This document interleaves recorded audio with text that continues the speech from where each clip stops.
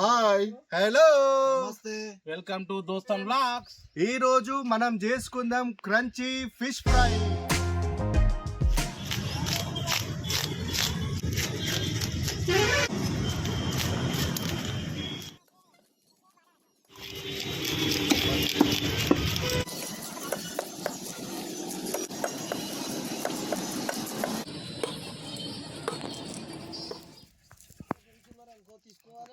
చిన్న చిన్న ముక్కలు ఇట్లా సన్నగా తరుక్కోవాలి.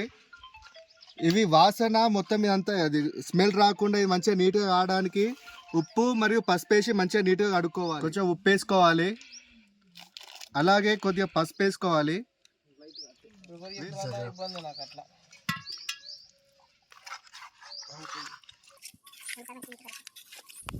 మసాలాలు దంచుకోవడానికి విడివిడిగా దొరికే మసాలాలు తీసుకొని ఈ విధంగా దంచుకుంటే మంచి టేస్ట్ వస్తుంది. న్యాచురల్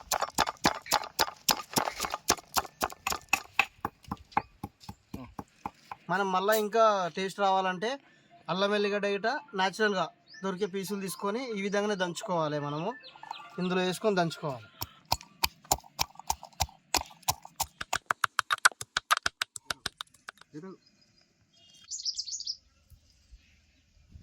రెండు స్పూన్ల ఉప్పు, హాఫ్ స్పూన్ పసుపు, హాఫ్ స్పూన్ ధనియా పొడి, హాఫ్ స్పూన్ మసాలా, 1 స్పూన్ కచ్చపచ్చ దంచుకున్న అల్లం పేస్ట్, జీరా హాఫ్ స్పూన్. మంచిగా అన్నీ కలిసేటట్టు కలుపుకోవాలి మొత్తం.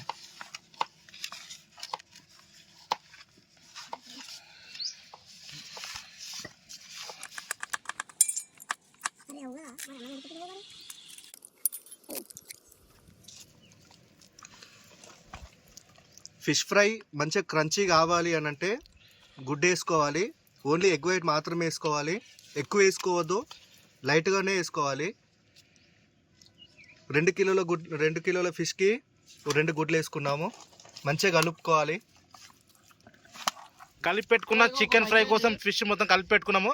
దీని ఒక 15 నిమిషాలు మనం నానబెట్టుకోవాలి, పక్కకు పెట్టుకోవాలి. ఫిష్ ఫ్రై రెడీ అయిపోయింది. ఫ్రై చేసుకుందాం ఇప్పుడు.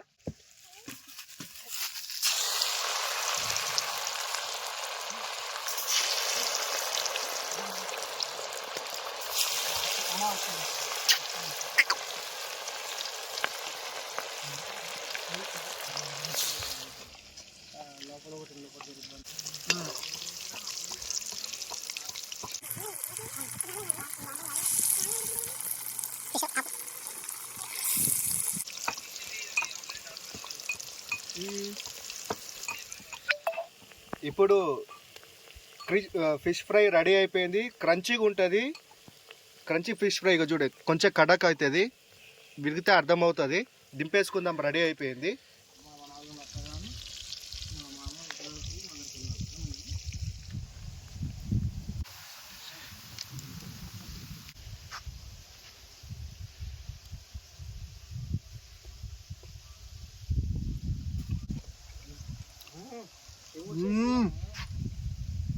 Fish fry with onion and fried మిర్చి చాలా టేస్ట్ ఉంది, చాలా బాగుంది.